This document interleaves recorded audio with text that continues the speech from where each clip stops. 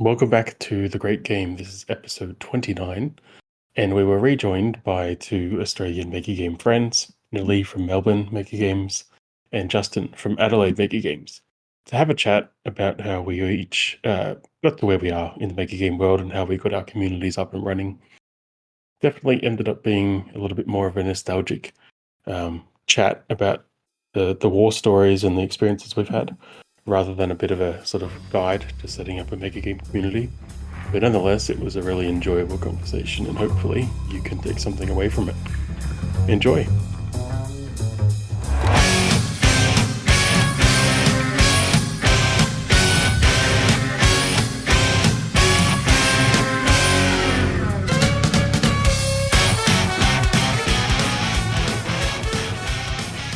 All right, so we're here with Justin from Adelaide Megagames and Nellie from Melbourne Megagames. Why don't we just get things started? Nellie, for anyone who hasn't known you before from your appearances on the podcast, would you like to just tell people who you are? Yes, so I run Melbourne Megagames, which I started with Tristan Cliff back in 2019. Outside of Megagames, I'm currently doing my PhD on how museums use games. So Megagames do come up in that a little bit. I am known for talking about fun and fun in serious games, of which Megagames are kind of a loose cousin. And when people ask, when people say, how do we define what a mega game is, and then decide to get around that by being like, well, what really is a game? I have been known to share some thoughts, TM. I might leave it at that for now. And Justin. Hi there. I'm Justin. I'm one of the founders of Adelaide Megagames, and ex-Sydney Megagamers player and game maker who then moved across the country and got established here. And I think everyone else is. We don't need to go into detail about anything else. That's all boring, real life stuff. I don't have anything that's tangentially related. Fair enough. So this episode is going to be diving into all about starting Megagame communities and how to get things started, how to build that kind of community spirit and the among players and facilitators, and get things rolling, I guess. To kick things off, I guess Pat and I started. I think we both started around in 2014. Is that right, Pat? Yeah, I think, and I think that's the year of the infamous video. So we both sort of jumped on that clearly and got our start probably near the second half of that year, I'd say. I think mine was November. Yeah, I think. Oh, geez, it's been too long now. It is coming up on the 10-year anniversary, which is crazy, and I feel very old. But I don't remember exactly when it was. I'll start off quickly. The way I started off things was basically just a thread on Board Game Geek Brisbane popped up saying, wow, this game is really great. Someone should run one. And a lot of people were kind of posting like, yeah, it'd be really great if only someone would run this. And eventually I was like, okay, I'll see what I can do, and kind of got things started from there. Pat, how did things get started on your side? And then we might go around. Yeah, it was pretty similar. I think I just made a Facebook. I mean, I saw the video, and I think I gave the shut up and sit down video, I should say. And so I shared that with a few people I knew, and then once I got validated by them, who saying that yes, it's a good idea, I think I just made an event or a group on Facebook and just started spamming people with that, friends and family and what have you. And I think we really got our start when a friend of mine shared it down to the Wollongong Uni, and I think that is where, Justin, you made your entrance. Absolutely. With the Physics Society, I think. And that seemed to just get us a huge amount of support. It also led me to the huge amounts of anxiety I had for the first game that I ever ran, but we can talk about that later. But it was homegrown through Facebook, just word of mouth. Yeah, I think absolutely same here. And then Nellie, how did things get started off in Melbourne? So when we started in Melbourne, we actually still had Pulp Megagames down in Geelong, which is a little bit out of Melbourne, maybe like an hour and a half by car. That might be an exaggeration. It might be only an hour. And they were running games, a couple of games a year, I want to say. And Tristan and I were at university, and we were part of the Tabletop Board Gaming Society. And I think a few people in that group had gone to play some of Pulp's games, and Tristan was like, "This is fantastic. We should see if they can come and run one for TGS." And so they did, and I played in that game with a couple of people who are very much still around Melbourne Megagames.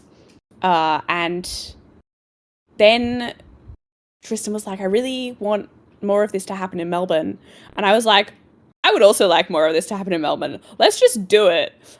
So we asked Pulp if they minded us doing that because we didn't want to step on their toes, and they were very supportive.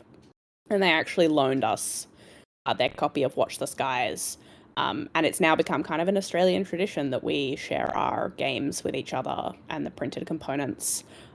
Even when the distance is a little bit further than an hour by car, as Justin can attest.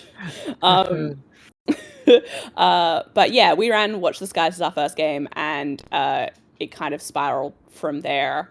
And to Pat's comment about the anxiety, I think I just didn't know enough about Mega Games before running the first one that I was like, can't possibly be anxious. The anxiety came later.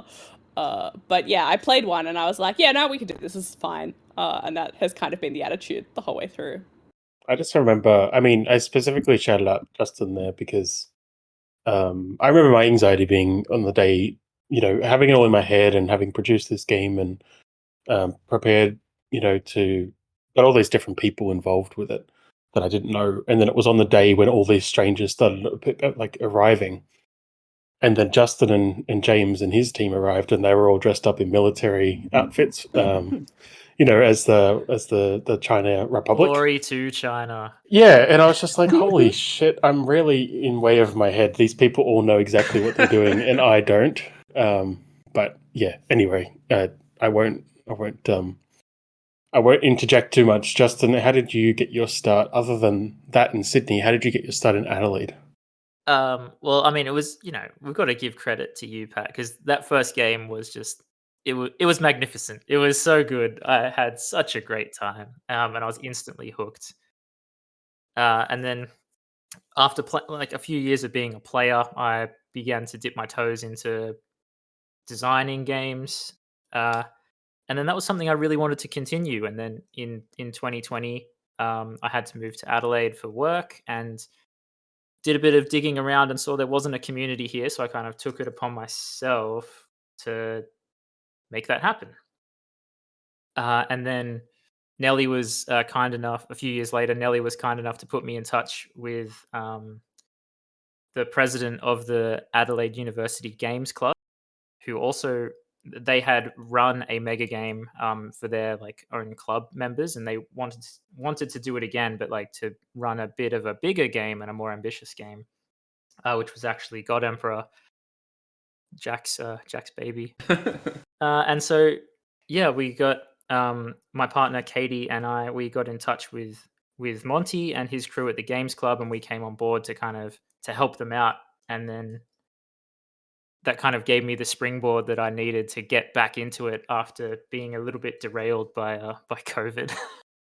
And here we are. Yeah, and so Adelaide kind of got their main start last year. Is that right? Yeah, I would say so. Yeah, 2023. Yeah, and so I suppose we're still representing only a sliver of the Australian potential geography, but I thought just for those listening, all of these cities, so Brisbane down to Sydney, that's a good 9-hour drive or more. Sydney to Melbourne, that's another 9 to 10 hours. And then I think Melbourne over to Adelaide is probably another 8 hours or so. So yep, done that drive many times. So there's I'm about to do that drive. Yeah, with a bunch of fairy belongings in the back. which will be fun. There's no fruit or vegetables, please. Otherwise, you get stopped at the border. Good to know. Yeah, so it's it sounds like we're propping up all over the place, but it has taken us a while, and we are very spread out. So I'm not sure. My general feeling is that maybe we've got that in common with the United States community, in that they have a lot of little groups propping up over the last decade, but they are spread out quite a bit. I think the European scene is quite different in that they are a lot closer, and they just pop on over to each other's little town halls every weekend to play a new game. Yeah, it was when I was in the UK at the start of this year. I had a bit of a look around to see if there were any games on that I could go to. Unfortunately, there weren't any that were being run while I was there. But there were so many game groups, even just in the UK. Like there is just this incredible density of communities running mega games.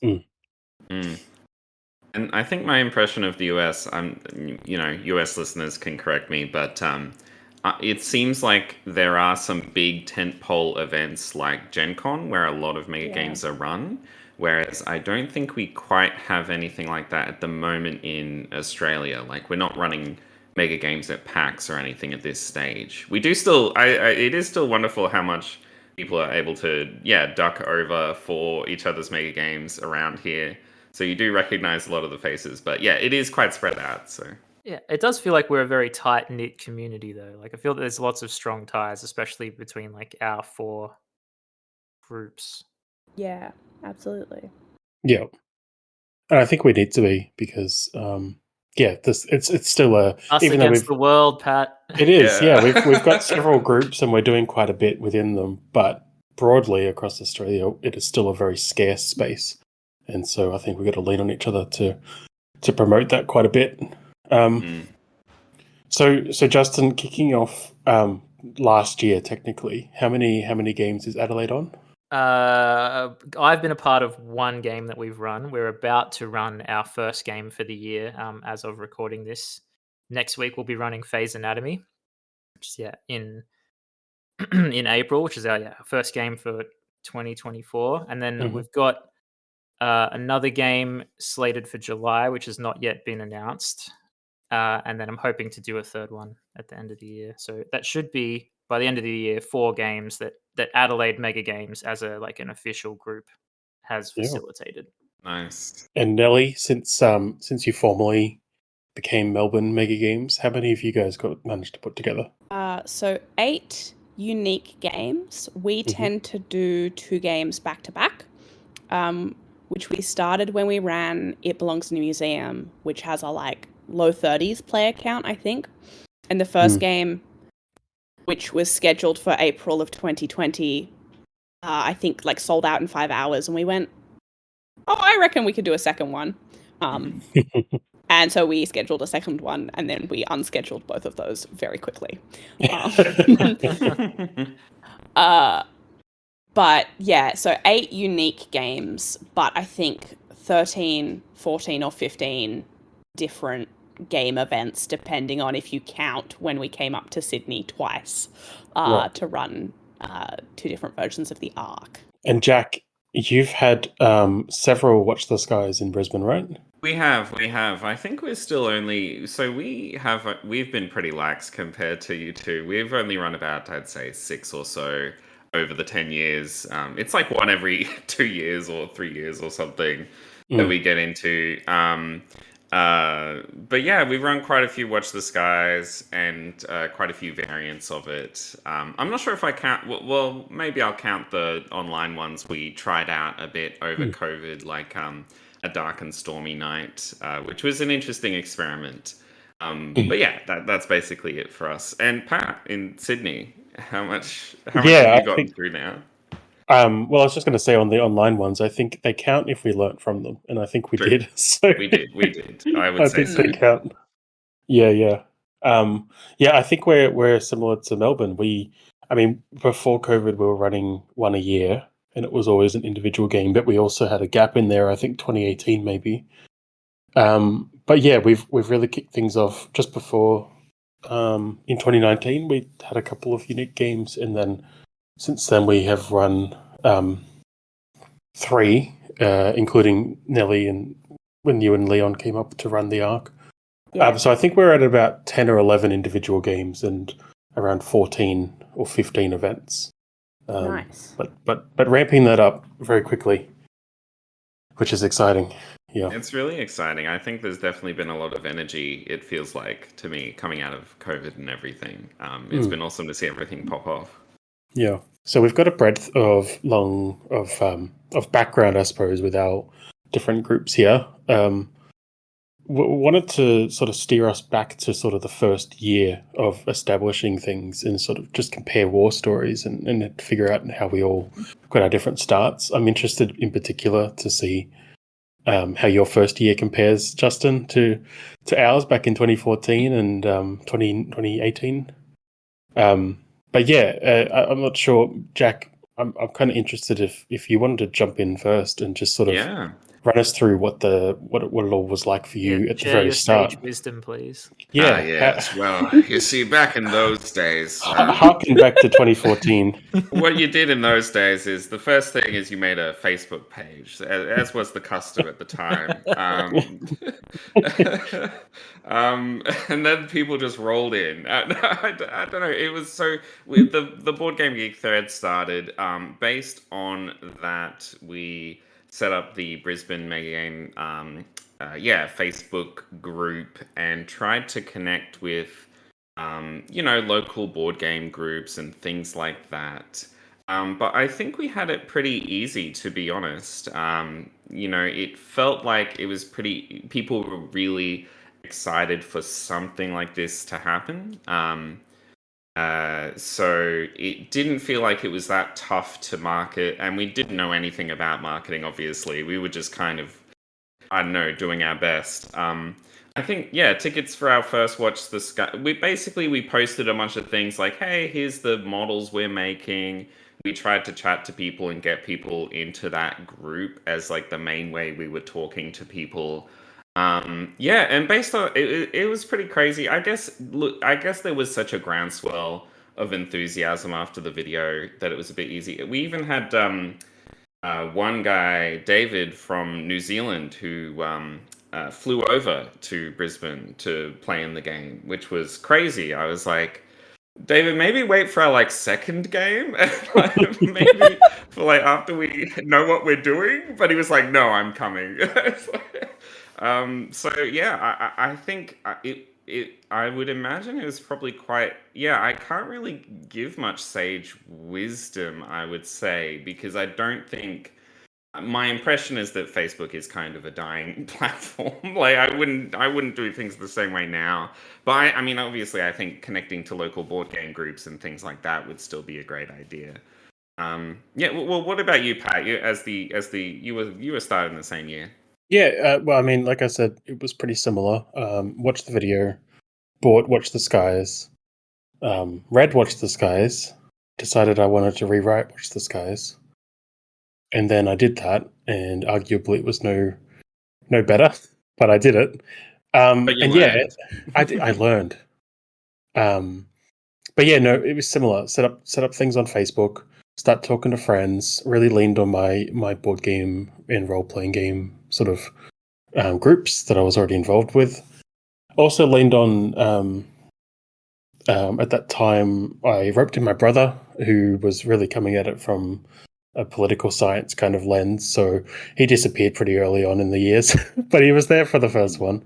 A family friend of mine who was a teacher who was interested in that, how it might apply to sort of high school kids and as a teaching mechanism. So we had a whole bunch of different sort of odds and ends who came together and helped me run the game. I had no concept of how to get a control team together or a facilitated team. I had no concept of how to prep them.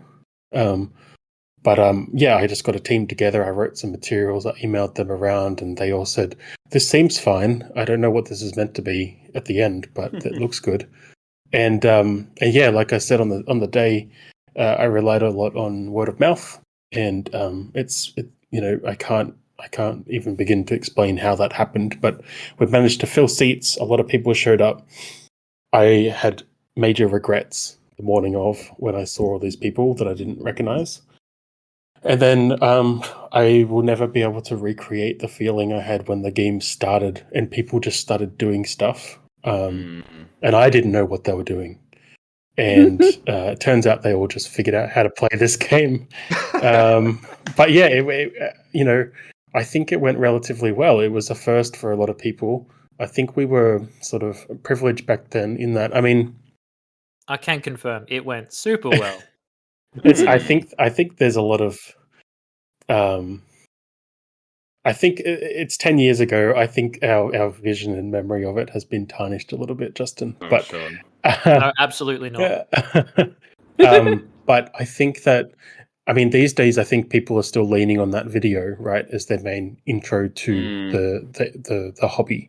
There's new things as well. There's TikToks like that Becky has been doing. There's a lot more content online if people go Googling it. So maybe people have a better idea of what to expect now. Whereas back then, people saw this video, and because it was done by YouTube celebrity guys, and it was also from overseas, this was all that they had to taste, and so there was nothing to compare it to. So I think I was very lucky. I think is probably the word that it was so successful enough to push it forward, because I know that if that day hadn't have gone well, regardless of how little experience I had, that I probably would have packed it in and just said, well, one and done. But people enjoyed it and they kept asking for more, and I had to figure out what the hell I was going to do next, which was a whole other learning experience. But yeah, 5 years later or so, how did you find, Nellie? You went into setting up Melbourne with a little bit of Megagame experience under your belt, right? Yeah, I was going to say, I don't think any game has ever gone, like, the time has passed so quickly as during the first one.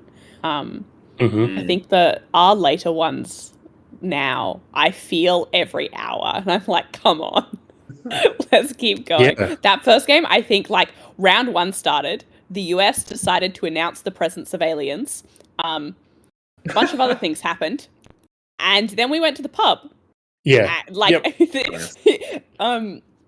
But yeah, because we started out of a university society that had, I want to say, a couple of hundred members, and definitely a core group of very committed regular board game players. They would run Wednesday 12 p.m. to 6 p.m. and Friday 12 p.m. to 6 p.m.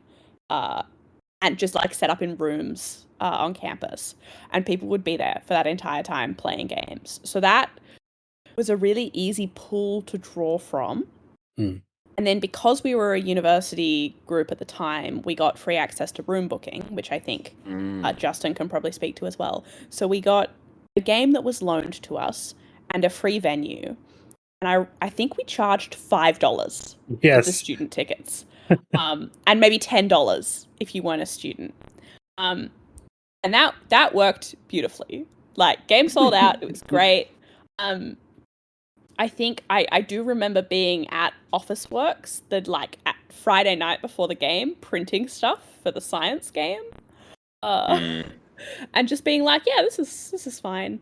It took me, I think, 3 or 4 games to learn from that. Yeah.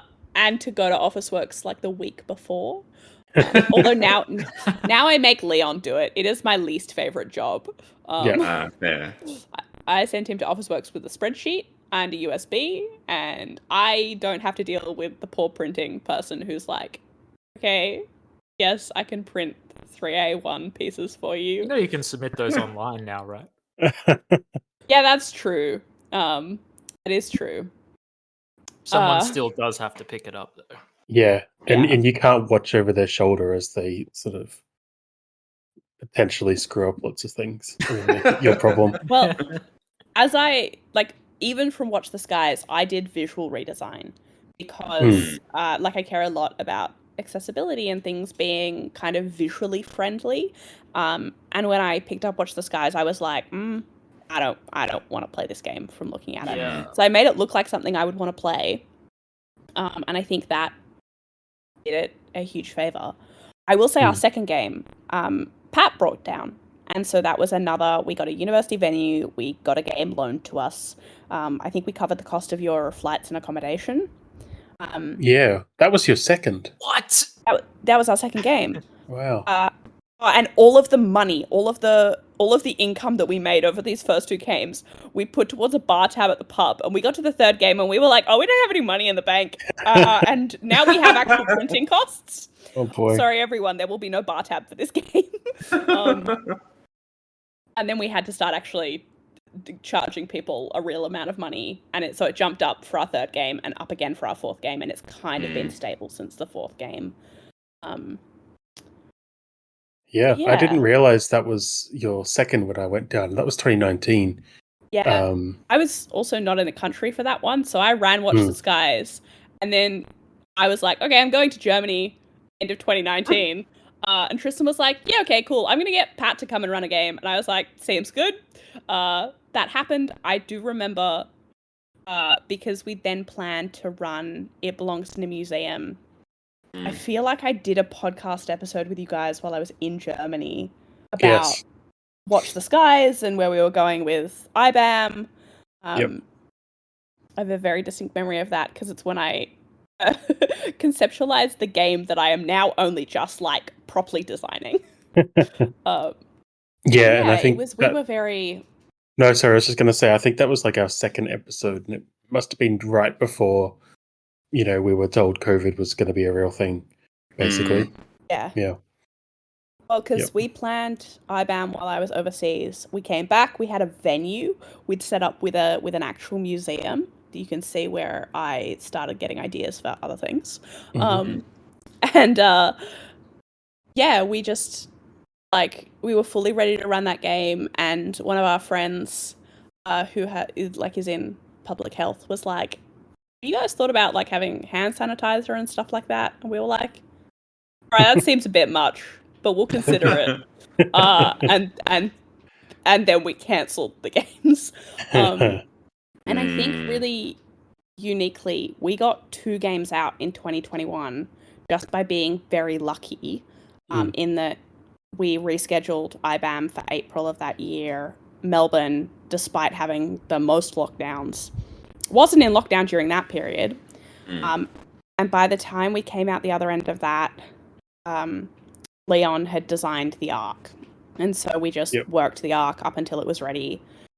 And we were out of lockdown at the end of the year. And I think we might have been one of the only groups in the world that managed to get multiple games out in 2021, because I think everyone else just took a long nap.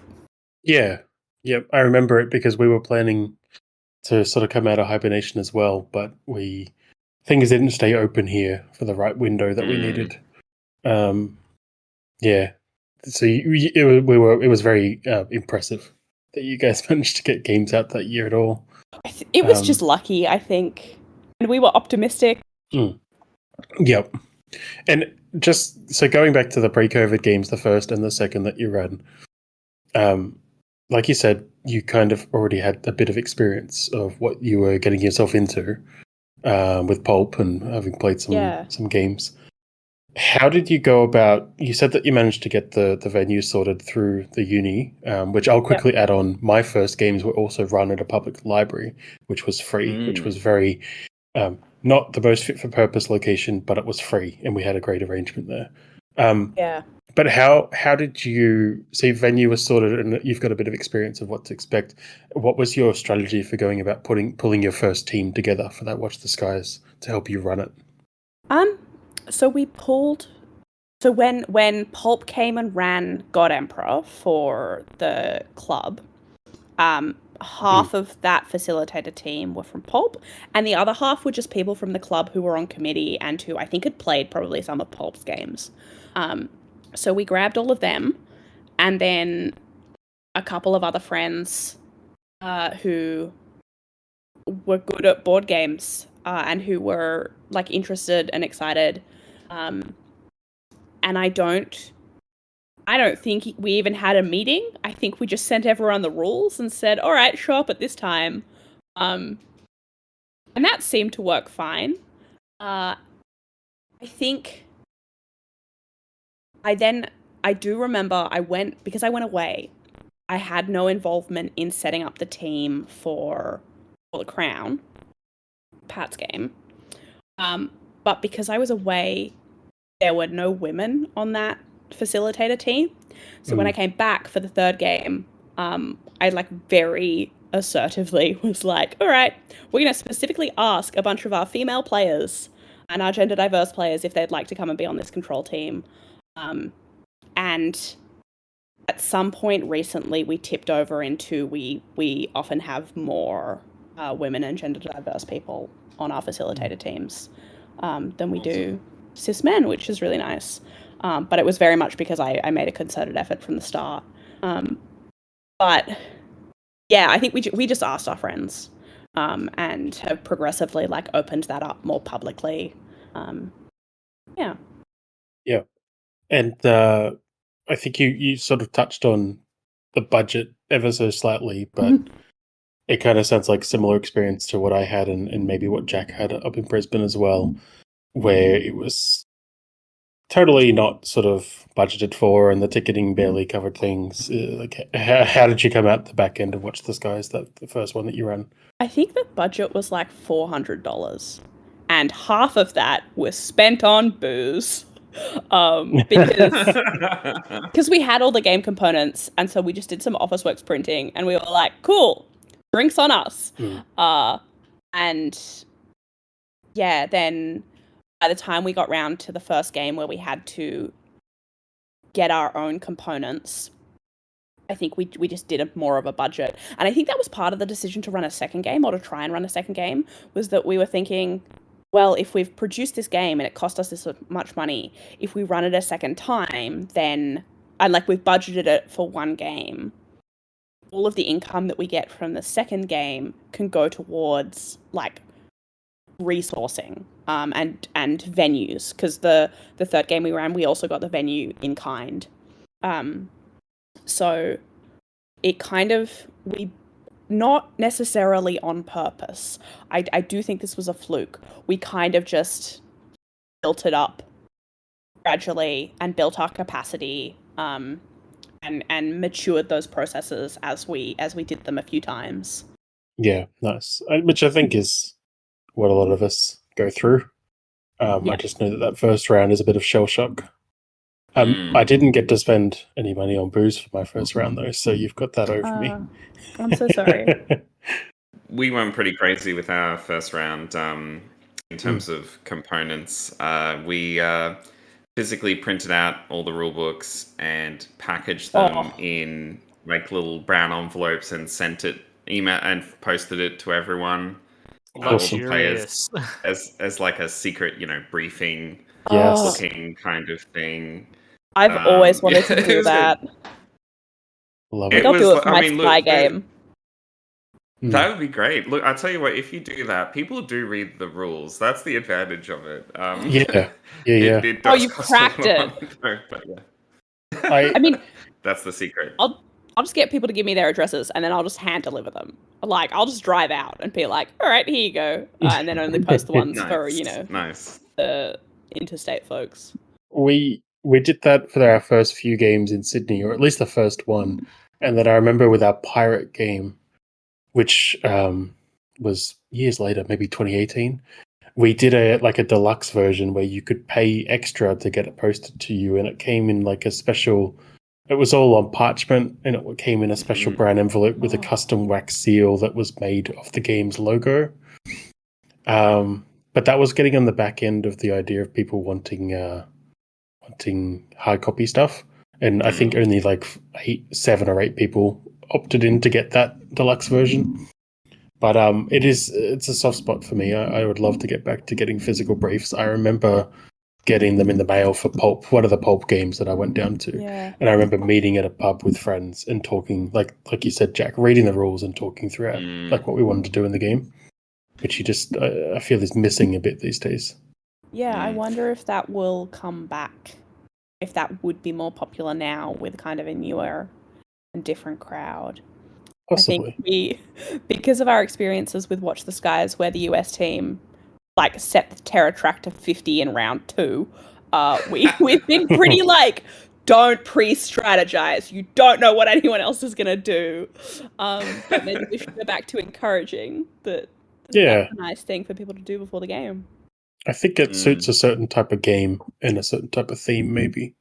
But yeah, those geopolitical games where you're meant to be the head of state and you get a little dossier and print it off and everything. That's pretty fitting, pretty immersive. I think we also got some feedback from one of the Watch the Skies players that has never come up in a game since, in that on the morning he was given a briefing on the day that was like, you hate this other like chief scientist. And so he spent his whole game like trying to undermine I think it was China in the science game. And he was like, that was the best player experience I had at a mega game. Because you gave me something really like directed, but also it was delivered kind of secretly on the morning. Yeah. So yeah, that's interesting. Just reminded me of that. Yeah. Justin, starting many years after the rest of us, how did once you got involved with Adelaide? How was your first game, as far as getting people together, doing the budget, that kind of thing? Well, I mean, the work had kind of already been done for me with God Emperor, so that was very much just Katie and I kind of bashing down the door and adding ourselves onto the team that Monty had already assembled, and like they were very gracious about it, and they were like happy to accept like whatever advice we had. But it wasn't it wasn't until December of 2023 when we also ran Watch the Skies, which was the first game that like we had done like with I guess with me kind of running it and doing everything ourselves. And I just kind of piggybacked on everything that had already been done. And I was conscious of everything I had experienced as a player during the early days of Sydney Megagames, and having observed Sydney Megagames kind of grow into what it had become at the time. I just kind of reverse engineered everything that I had seen and that I thought worked well about how you do things in Sydney. I thought you were going to say you just looked at what we do and did the opposite. No, absolutely not. No, what are you talking about, Pat? But so yeah, I just kind of used what I had seen in Sydney and like what I had experienced as both a player and a facilitator in Sydney, just to kind of guide the things I was doing. So we had and I did kind of use the experience running God Emperor to like suss out some people who I thought might be like some good choices, good like natural choices to kind of continue doing this. Behind the curtain, as it were. Yeah, so it was very things. Yeah, we're very fortunate that we had that really like open door opportunity just to kind of walk in and do like a soft kind of launch, assess how much interest there was, kind of get the lowdown on who might be interested to continue doing this, as a more regular thing. It was things we were super fortunate that the stars kind of aligned, and that both Monty and I happened to be at a Melbourne Megagame in January of that year, and that Nellie knew about it. Yeah, yep. You're so welcome. The Megagame matchmaker. That's what MM stands for, This right? is don't put this on me. Yeah, so it does sound much like, having you're just kind of insulated by these other communities, so it sounds like it was a smoother experience. What's the experience like in Adelaide with venues? Well, I'm still because a lot of our like core like control team are still members of the Adelaide Uni Games Club. We're still kind of parlaying that into free or very, very, very heavily subsidized venue hire. So it's been pretty good so far. I'm sure that the runway on that is going to run out soon-ish. So I know that day is coming, but for now, for our first couple of games at least, before we wear out the goodwill of the nice people at the games club, where saving a Mhm. whole bunch. So I mean of potential kind of outlays. So it's quite nice. Yeah. Nice. Um, I think, yeah, I feel like a lot of groups followed that same trajectory where the early years there's some kind of deal that you've cut with a venue, or you've found a place that you can get hold of cheap. I know that we were relying on the library that we started in Sydney for 3 or 4 years, maybe. And then I think once we left that and sort of had to get out of these, I mean, it was where I lived, so I loved it there, but it was a pretty obscure outer suburb of Sydney. Once we moved out of that space, we had to really start seriously thinking about budget, and that was one of the main drivers to incorporating with Sydney as well, becoming a not-for-profit association, because it really helps us as a community group get good prices, especially when we're dealing with councils. So that has been a big driver for us here. But there was this in between year or two where it was, venue prices were like driving everything I was doing pretty much, because Sydney is not an affordable place. Mm. That's why you Yeah. should So all move to Adelaide. Yeah. So piggybacking off of that, what would you say are the biggest challenges you've faced kind of getting things started? What do you think is the kind of worst thing or the most difficult thing about, I guess, the first year or the first couple of years? I think, well, for me, I kind of see that I guess the existential threat to the mega game group in its early years is you just need to build to that critical mass of players Mm.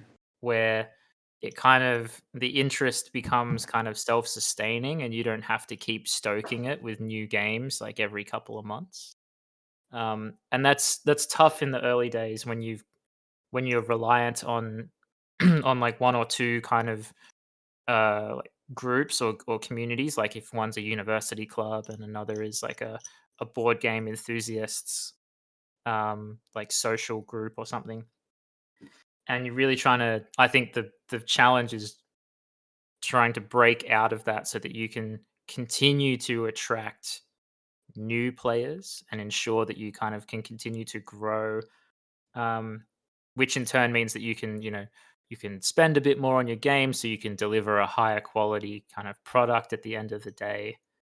Um, I think, well, for me anyway, as we're in the trenches of the first year of Adelaide Mega Games, that's what I see as Mm. the main challenge. I don't think, touch wood, I don't think we've had any surprises yet.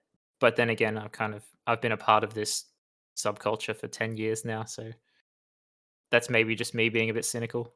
That makes total sense. I think, yeah, I definitely feel that. And I think getting a critical mass of people who are excited and like getting a critical mass of organizers or people who are willing to help run the game is a big one. I definitely think in Brisbane, um, that one of the reasons why we haven't run super huge amount of games is after God Emperor, I was pretty tired of like it was a pretty big thing making that game. I was a little burnt out, and so um, took a break for a bit. And that, without having one person who's really carrying the torch and really pushing things forward, things died off a bit. So I think until you get it to be like almost a self-perpetuating machine, I feel like it kind of needs at least one person who's really excited about things, or hopefully more than that. But yeah.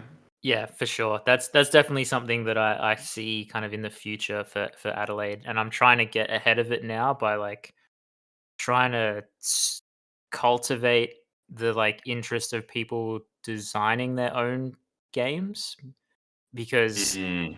I hope you don't mind me saying, Pat, like, but I saw Pat kind of enter a phase of burnout while I was still at Sydney, and I'm sure it'll Mm, happen to me as well at some point. So I'm trying to kind of get ahead of that so that there are other people who, yeah. yeah, as you say, are enthusiastic about a game either that they want to run or one that they are kind of putting together, so that we can kind of we can keep that steady um steady progress of the group and kind of continue to grow by having a relatively relatively full calendar every year. Yeah, and I don't think I ever left that state of burnout, really, not yet, properly, which I think is really common, it sounds like, in a lot of places. Um, in Melbourne, Nellie, it sounds like you got your crowd established pretty early and had that momentum going. Have you ever hit any walls yet where it's felt like it's going to fall over because someone's not doing their part, or not in a position to do what they usually do? Or have you sort of spread the load evenly enough? Yeah, so there's some stuff I can't particularly speak to, but we had a pretty rough start of 2022. And we ended up pulling a game. We were going to run the world turned upside down to kind of coincide with Hamilton coming to Melbourne, and we just timed it like really poorly for a bunch of other things that were happening in our lives. And also, I think we kind of hadn't really realized that the Hamilton craze had really gone by the time it actually came to Melbourne. And I'm not sure our community, or the community that we've built, is particularly like inspired by historical and particularly like war gamey mega games. They tend to, like, our group loves sci-fi, and they like the kind of chaotic whimsy of things like Phase Anatomy. But sci-fi's the popular one, I think, down here. And it did not appeal. And then in the middle of 2022, we ran a pirate mega game that we'd adapted. And in a lot of ways, that game was a huge success. So it was our biggest until a week ago, at our like 90 something players. But the venue that we had booked fell apart, and we ended up in a slightly smaller venue. So it was super cramped. And that and a couple of other things meant that was probably the most stressful mega game I've experienced as a facilitator. I think a chunk of people probably played that game and never came back. And everyone else was like, oh, no, like, I had a good time. Like, there were definitely like flaws, and it, like, clearly you were all a bit stressed, but like, I enjoyed these things. And the further away we get from it, I think the softer those views are. Which I appreciate. I still feel very guilty about a lot of what happened with that game. Right. But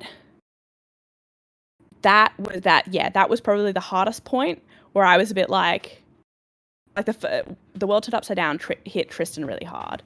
Pirates hit me really hard. But that turned out to be the best way for that to have happened, because he actually played Pirates, and that like reinvigorated him and how he felt about mega games. And that was also the point where we brought our respective partners in and started moving towards incorporation. And we went for like a quite, I'm going to say easy game in Crisis and Elysium, in that game is fully packaged, and we could just buy it, produce it, and run it with really not having to deal with any kind of difficulties. It was a science fiction game. And we ended up selling out it's like a 60 player game. We ended up selling out 2 games, and that really helped, I think. But I think if Crisis had not been successful, I'm not sure that we would still be here, quite honestly. But Crisis went well. We then incorporated, following suit from Pat in Sydney. And things have generally been pretty consistent since then, I think. But we learnt a huge amount 2022. Yeah. And it's kind of, I mean, that whole learning from adversity thing, it's kind of a good thing to go through, because you realize it helps you identify the symptoms of things. And like you said, getting Tristan to play in a game was the thing needed for him to perk back up and identify why, remember why he's in the space. I think it sounds like a lot of things out of your control that all happened at the wrong time. I've definitely had a few moments like that over the years, even just this side of COVID. earlier this year when we're running the Generalissimo is dead.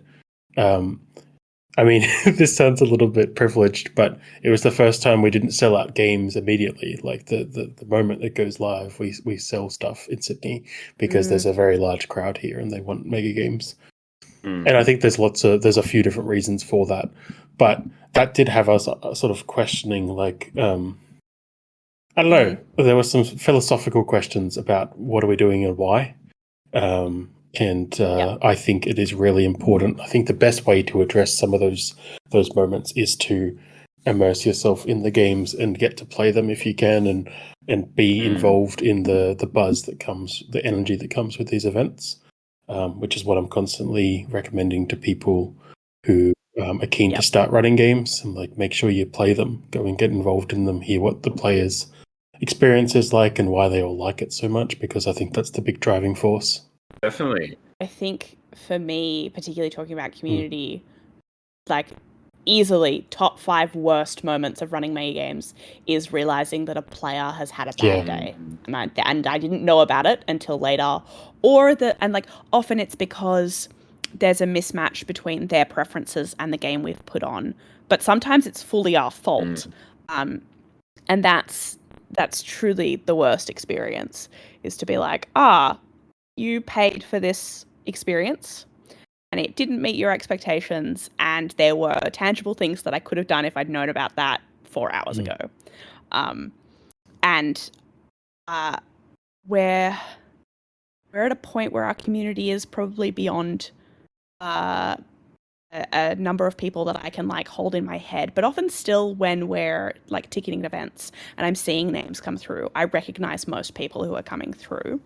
And I've put a lot of effort into trying to get to know everyone in our community, and trying to make sure that if someone has a bad time at one of our events, like I'm approachable about that and we can talk about what happened. And that's been a really big part of the community building for me personally. That's fantastic. That's when it really, that's the thing. That's the kind of thing that makes it into a real community, not just, we're selling things to an event that you might attend. It is actual, like building a relationship with people, or actually getting involved in it. That kind of makes it all much more meaningful. And I think I was just gonna talk about the thing you said. You were talking about, Pat. I think burnout is super real, and it is very easy to, even if you had 70 players and 65 of them had a great time, 4 of them had an okay time, and 1 of them had a terrible time, it is very easy to get really affected by that, and to you can't be perfect, right? You can't make the perfect experience for every one of those players. And so yes, we that's can. why oh, sorry, I forgot we're apparently Justin can. Oh man, after when I was reading the feedback from So Say We All, like your first run in Melbourne, man, that really destroyed my confidence. I think there was one player who did not have a good time, and I was like, oh my goodness, my game's a disaster. Well, I can very much assure you that it wasn't. And that so for everyone else's context, we had one player in the Discord who had a really bad day, and just really kept going about what was wrong, and that none of us knew how to handle this. It got to a point, and I think it was also happening like during the work day, and so we all kept periodically checking Discord and being like, oh my god, it's gotten worse. And that was really difficult for us to handle as well. And to be honest, I'm still not quite sure how I would have done that differently with that player in particular, because I don't think I had at the time the capacity to message them privately and be like, hey, can we take this off the public Discord? Because everyone else in that space who had a really good time and has like since come back is having their perception of how this game went colored by how bad of a time you had, and that's not great for everyone. But yeah, I at some point had a friend say, maybe you shouldn't be the one reading the feedback forms. Maybe you could outsource that to someone who is then just going to give you the like You're gonna filter a few actionable items Yeah. Yeah. I haven't implemented that, but maybe I should. Maybe there needs to be like a time delay function as well. It's like people submit their feedback, and then a week later it prompts them like, "Do you still feel this way?" No, that could be Because worth I've Oh, definitely yeah. seen like the cooling off period is real. All right, Um, all right. We got to have a In both couple of different episodes about this. I think we got to talk True, about true. feedback. We got to talk about community. We were just talking before we started recording, about having an episode just about feedback that we've received. But I have a feeling an even more interesting conversation. Just reading out the worst bits and calling people out. One day we'll be brave and we'll do that. But I think Mm. another conversation that we need to have is how to take feedback and how to use it. Totally, yeah, I can totally empathize. I know that the feedback that you get on games, when it is people, I mean, I think we talked about this with Johan. We're talking about Event Horizon, and he said something about how there's always that one person who's going to write an essay about mechanics, and they're going to be like, "This is what you should do to the game." Yep. And usually there's more than one of those people, and then you've got other people who just like, they were very excited about just their one little story, and so because it didn't go the way they wanted, that they want to tell you about it.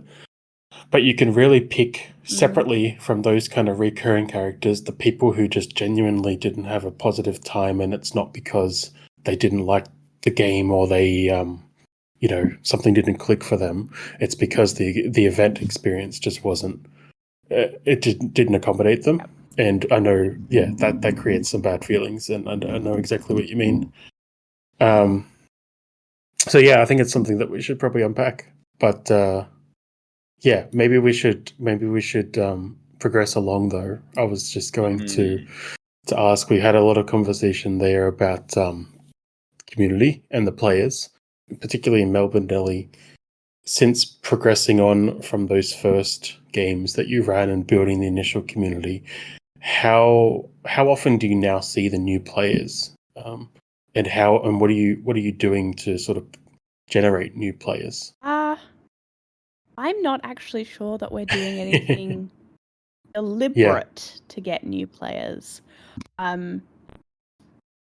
So part of it is that we have now set up a website. That really, I think that only happened. Time is real and can hurt me. Might have been this year. Might have been the end of last year. I think that's helped.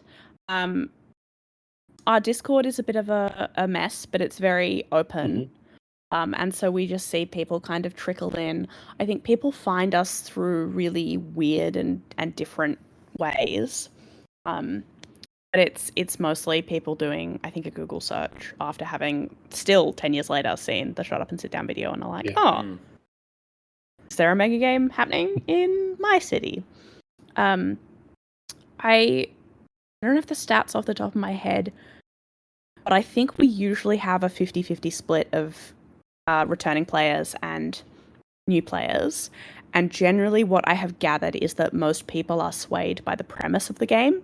So and I could look at this more closely, there are definitely distinct segments forming around the people who only come to our science fiction games, and the people who will kind of come to everything, and the people who are like, I love mega games, but I'm super busy, so I'm coming to one a year, and I'm going to come to the one that fits with my schedule the most. So there's people who came to Watch the Skies in 2019 who then didn't come to a game again until 2023. And I was like, oh, I thought we'd lost you. And you're back now. Which is really funny. Yeah, I don't know that we are, as with most mega gaming groups, marketing is a challenge. I think we just kind of cruise, to be honest. I know that's not very helpful advice, but it's where we're at. No, I think it's pretty. I will say, because we're doing First Contact, there has been, which is a 200 player game. We've been marketing that a little bit more aggressively, sort of, but going to PAX was a big one, I think, for that, and just getting ourselves out there in that capacity. We've been talking to some of the other gaming groups, by which I mean mostly LARPers, and there's some cross-pollination there. Also because I'm in the games research community in Melbourne, that's starting to proliferate a little bit. So there's a whole group of people who I spoke to at a conference earlier this year who then bought tickets to First Contact as their first mega game, and I'm like, cool, no pressure then. It does Yeah. seem like a common thread here, I think, because of the distance and the geography and the scarcity of games. If the word just gets out, people end up showing up, and you don't have to actively pursue it too hard. I know that like I said earlier, we were kind of questioning that with running a game earlier this year. But I think one of the biggest drivers of not getting people immediately was that we offered 2 dates, and a lot of people just preferred the second one because it's That has happened to us before as well. And so with this game that we were worried was going to be the end of us.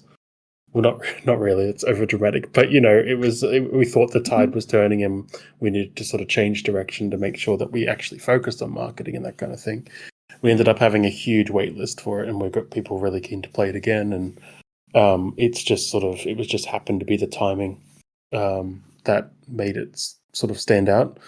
But yeah, in the past, in Sydney as well, we haven't had to actively market too hard, and I'm worried for when that runs out, if it does. Because having an organic 50% new player, visit rate, that literally can't last forever. Mm-hmm. It has to stop eventually. Surely infinite one day. growth can just happen, right? That's just how it all works. Sure. Yeah, I've been sitting for a while on the assumption that at a certain point, if it peters out, I think I'll be fine. Yeah. Maybe touching on the burnout point, I think if it naturally ended, I would not, I would move on with my life. That would be okay. I'd come to other states and play mega games when I felt like it. Yeah. But the alternative is that someone starts a second mega gaming group in Melbourne, and I live in a perpetual state of anxiety about this because community is so important to me. That if someone were to do that and want to do it commercially or want to be competitive with us instead of collaborate and share games, that would really upset me. But if a second group formed and they were like, hey, we just want to fill a niche that you're not filling, can we be friends? Great, I'm so here for that. But yeah. And then you stage the hostile takeover in the background. True mega gamer. Yeah. I think one of the things I'm always scheming. One of the things I really love about the mega game community is I haven't met really. I don't think we've really seen any groups who are very cutthroat or competitive or that kind of thing. At least around Australia, but I would hope not. No, I think there seems to be groups. There's definitely groups that have different cultures and different ideas of how to do things, and they operate differently and they play different types of games and that kind of thing. But I don't think there's any animosity and there's no territorialism or that kind of thing anywhere in the world that I have witnessed. Or maybe it was done so totally that we just never realized they were there because they were taken over. But yeah, I think the space runs on goodwill, and people are coming along, sort of agreeing to join this crazy thing and help make it a good experience for each other. And I don't think that community lends itself to politicking and fighting over stuff, and that kind of. I really hope not. I don't. That's my optimistic note for the episode. I don't think that's what the mega gamers want. No, that's what they have actual right. mega Yeah, they game want it in small, controlled doses. Yeah, they get in their fix. Since you got things going, or at least sort of since you've been part of things going, Justin, have you found there's any trend in Adelaide with the community? Are you needing to actively pursue getting new members, or is there a solid base there that just keeps coming back? I'm not sure yet. I mean, I feel like it's still kind of early days that the Adelaide Mega Game group is standing on its own 2 feet. I mean, with this one that we're about to run with Phase Anatomy, this is our second standalone game and our third ever game. I think it's kind of a 2/3 returning players, 1/3 new. And I think it will take a while for the balance to kind of approach 50-50, especially like when we're just starting out, and marketing is difficult. Well, it's not difficult, but I think no one really has the bandwidth to kind of properly do a good job of it. It's Yeah. it's always just kind of like, we'll post this and we'll post this, and it's kind of in the lead up to a game, you do a whole flurry of activity, and then you're kind of quiet for a few months, and then you start to pick back up again, and you reach like the fever pitch before your next game, and then so I think there's probably some like optimization there to be done in order to kind of continue to like propagate awareness out to larger communities, but I'm just too lazy to do it properly. I definitely feel that. I hate marketing. It's terrible. Yeah, it's not something that I think the usual people who are drawn to mega games and organizing mega games, they don't seem to cross over a lot with people who like to do marketing and that advertising and that kind of thing. The Venn diagram doesn't seem to be too strong. Yeah, I think. Which is funny because, again, mega gamers love to lie. Yeah, I think if we went super hard with marketing in Adelaide, I think I might end up single because I'd micromanage a lot of Katie's marketing stuff, and she doesn't appreciate it. All right, that's another episode as well, I think. We've talked a bit about getting new players. How do you all handle getting the organizer control teams together? Like, what do you look for in a good control team person? Like at the start, I think it is, well, at least for us, it was just you get your friends together and you try to get cool people and people who are interested. But yeah, being a bit more down the track, are there things you specifically like look for that you what would you say is like the key to having a great team of people to help put these things on? Yeah, so I think crisis might also have been the turning point for this. Now often have more people want to facilitate than we can accommodate, which I think is a really fortunate position to be in.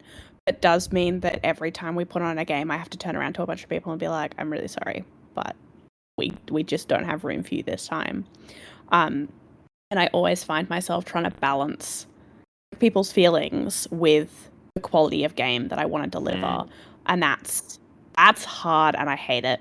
But with that, there's some, like, we try and balance experienced facilitators with newer facilitators or people who are trying to work on something so that we can balance that and kind of do some mentoring. But we're not quite set up to be able to do that, I think, as well as we'd like. So mostly what happens is that we're taking people who we know will do a really good job. And then there's also an element of the four of us who run Melbourne Megagames, you could say, have strong personalities. And so they're like, transparently, there is an element of us picking the people who we like working with and who we can work with when, the game gets to a stressful peak. But the qualities we look for are like a start around charisma, honestly, because you need to be able to engage with the players, and like being able to, I guess, understand and teach the mechanics is almost secondary to, or I guess being able to understand the mechanics is almost secondary to being able to teach them effectively and work with other people effectively, because we can teach you how a game works, but we can't teach you to identify that player is not having a good experience because of a series of micro expressions that they made, and the way that their body language is kind of positioning them in relation to their team, and maybe just keeping an eye on that and then being able to intervene and redirect them. So it's really, we're probably looking for soft skills first before we're looking for game experience. And then we do kind of long-ish facilitator training for each of our games, where we usually try and have the game fully produced by that point, and we play around with the pieces and kind of talk about. We have some principles of good facilitation that are around the types of questions to ask and the types of the way to structure responses to players, drawing on both mechanics and I guess what you'd call the game's values. Does that kind of answer the question? Yeah, absolutely. That felt very vague. I think it's great. I mean, it's a vague question. I guess it's a lot of it is vibe, I guess, as to who would be a good facilitator. But I think that makes total sense. That soft skills are really critical to making sure that people have a good time and you can kind of understand what's going on in the game. Awesome. Yeah, absolutely. I think we should start bringing this one to a close. I guess the big question is what, for all of you, is what would you say is the biggest piece of advice you would give to someone if they are interested in getting a mega game community started for the first time now? Justin, maybe what would you say to that person? I mean, it sounds cliche, but just do it. There are always, I mean, speaking from my own experience, I moved to Adelaide and it was 3 years before I actually did anything. There are always kind of reasons not to do things. You're always busy, you've always got stuff on the go. And those convenient opportunities that are, that really kind of push you forward don't come along that rarely. So yeah, just make a plan and just go for it, and it will all kind of. I think it should all kind of work itself out. You'll learn the skills that you need on the go. Pat and Jack are kind of the best examples here that really started solo without anyone else to draw from. But yeah, just go for it, I think, and let the chips fall where they may. That's great advice. It feels like such an Australian thing to say. She'll be right. Just do Just it, mate. fucking It'll be do fun. Pat, what would you say if you had any advice? Well, I've got two answers, and the first one is pretty much the same as Justin. I think you got to jump in. I guess I would refine it by just saying, don't plan too far ahead. Just get a game done, run an event, and then worry about everything else, including all the stuff we've just been talking about: marketing, True. building a community, standardizing how you run your events, making sure your budget's good. Worry about all of that after you've run your first one, because you won't know until you've run one event whether or not you're going to keep doing it and whether or not it's for you. So fast track yourself to running that first one, whether it means using Watch the Skies like everyone always does as the intro, or some other game that's off the shelf and ready to go and has a brand that will get people involved. Lean on other communities, lean on other people who've done it, get them to come and help you run it or fill seats. But just really get the event done. You got to run something before you can start building something bigger. So that's my just do it answer. I guess my other answer is maybe this comes after the first event and you need to figure out, how do I now grow this community? I think you need to be very clear with yourself about why you're doing it. You need to figure out what's driving you, because otherwise you will. Yeah, I think that's, you're not being self-aware of that could very well lead you to the burnout and the crashing and burning. I think that the answer to that is very different for a lot of people. But I think you need to, once you've run your first event, you need to be able to articulate to yourself at least why it is that you liked that thing and why you want to keep doing it, and why you're willing to subject yourself to what will be hundreds of hours of work that sort of pays off in one day, this just rush of chaos, and then you're very tired the next day. Very true. It's a very odd hobby, isn't it? You're putting all in work. It's a little bit masochistic, but yeah, which is why I think you need to be sure. I think some people like the idea of running mega games, or they like the idea of mega games, or they're really keen to have run a mega game. But you need more than that, I think, if you want to if you want to do it well and happily. Yeah.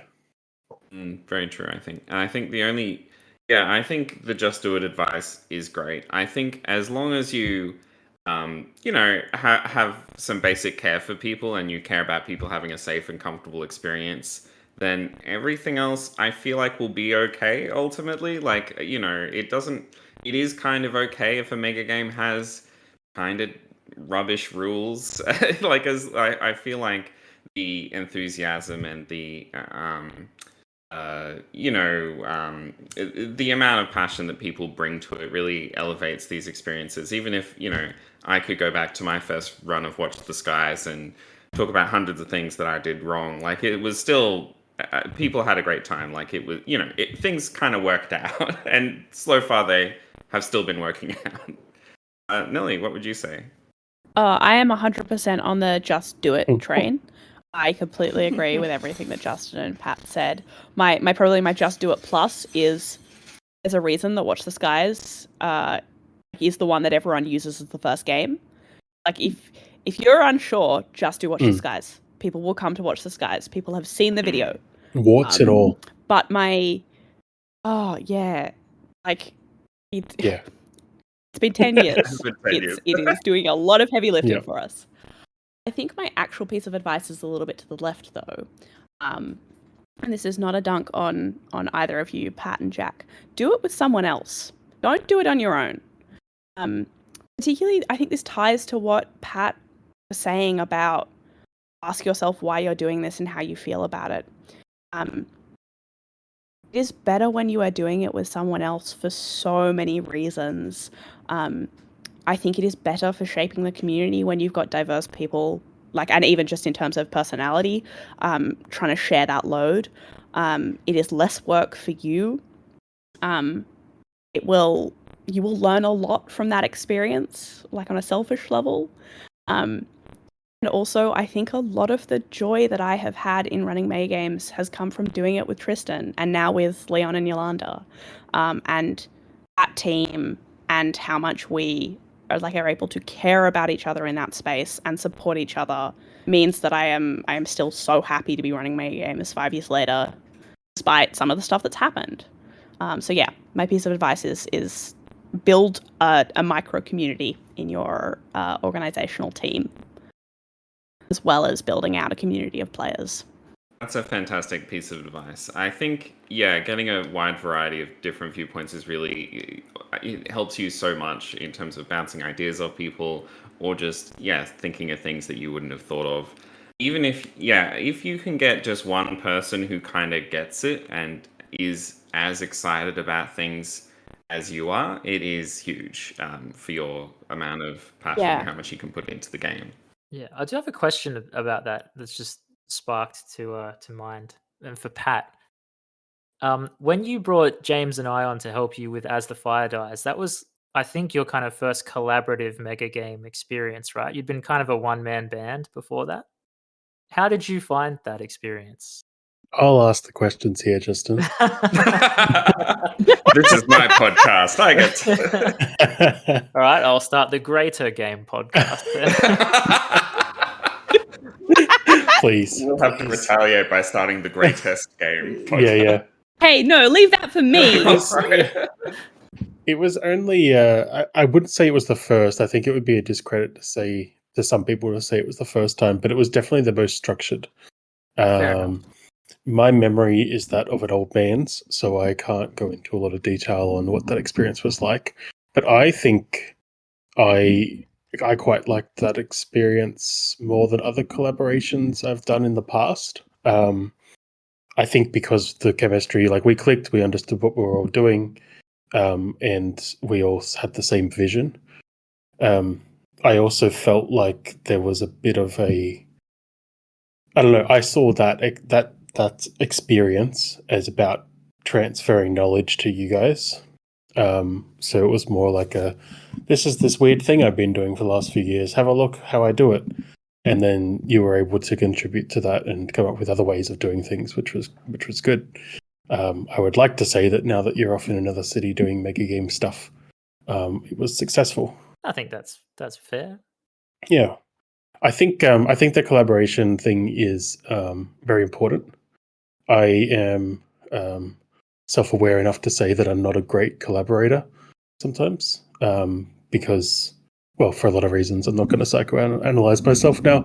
However, I would only caveat the thing about getting a team and doing it with someone else, that depending on the environment that you're in, that will sometimes be counter to the just do it mentality, which is you really need, if you're going to get a partner or another, a team to help you kick things off, everyone needs to be invested and on the same page, because if the team is not sort of equally driven, then things could fall over. There's more points that allow things falling over, I suppose. That hasn't sort of stopped me from trying to put teams together and eventually assemble the team that I've got now.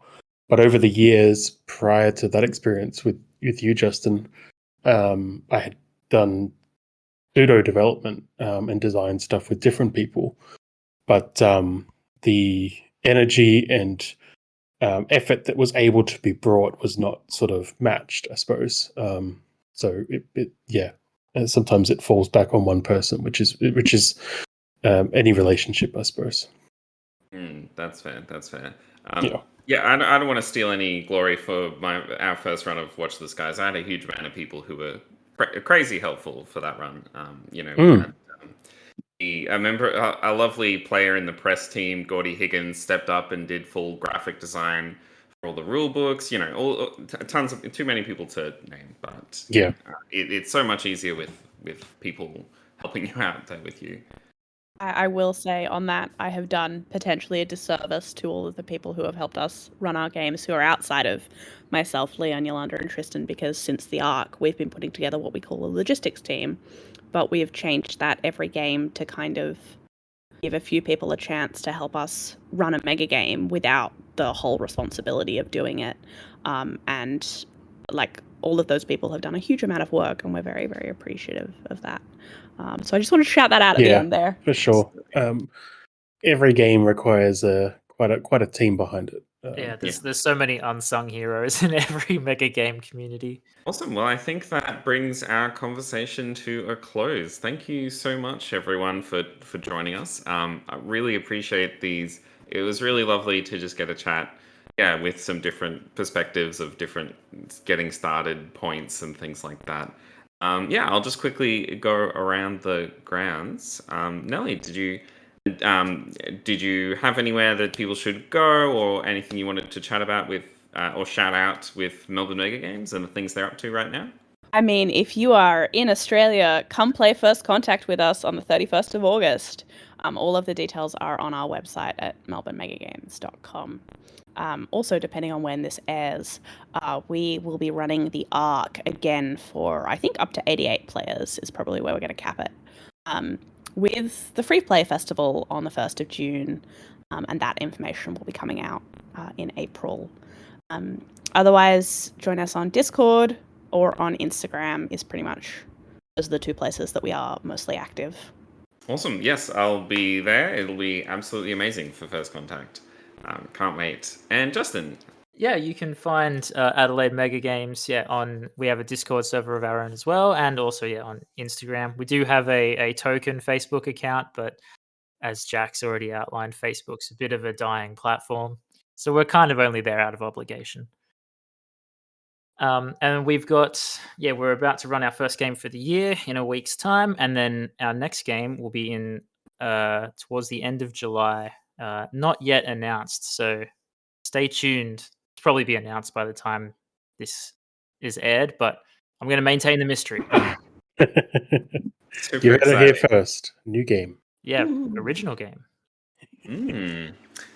Wonderful. Well, very exciting. I think if you're listening to this, you probably know where to find me and Pat. But if you had any chat or comments or anything about this, check us out at the Great Game Pod Discord and shoot us a comment or anything like that. Thank you so much, everyone, for listening, and I hope you have a great rest of your week. All right. Thank you, guys. Thank you. Thank you very much.